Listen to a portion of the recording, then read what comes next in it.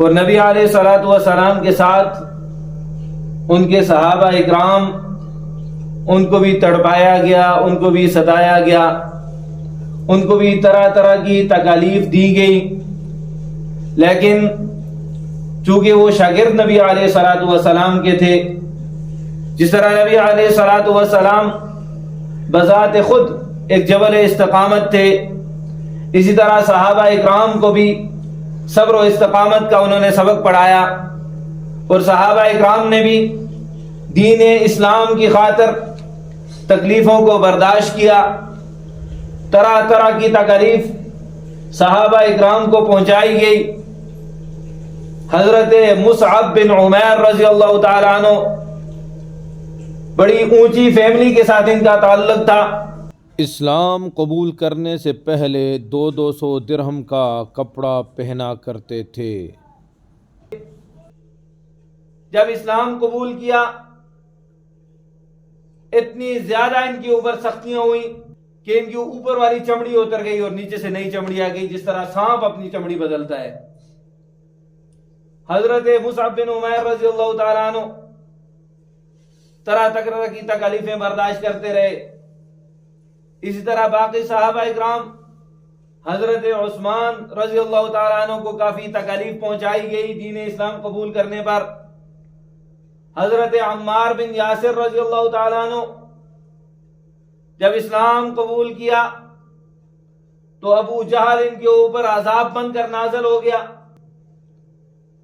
حضرت سمیہ رضی اللہ تعالی عنہ جو ان کی والدہ تھی، ابو جہل نے ان کی شرمگاہ کے اندر برچھا مار کر ان کو شہید کر دیا، اور حضرت سمیہ نے اسلام کی پہلی شہیدہ ہونے کا لقب اپنے نام کر لیا۔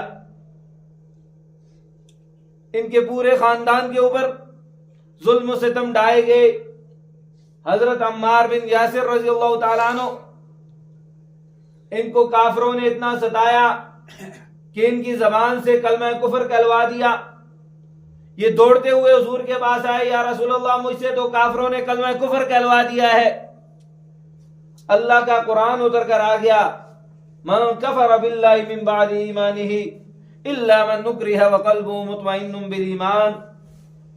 کہ عمار ہمیں معلوم ہے، خدا کا قرآن بول اٹھا کہ عمار ہمیں معلوم ہے تو مسلمان ہے، کافروں نے اکراہ اور جبر کی بنیاد پر تجھ سے کلمہ کفر کہلوایا ہے۔ یہ ظلم و جبر کا تسلسل جاری تھا کہ اللہ تعالیٰ نے مسلمانوں کو اجازت دے دی کہ آپ مدینہ طیبہ کی طرف ہجرت کریں۔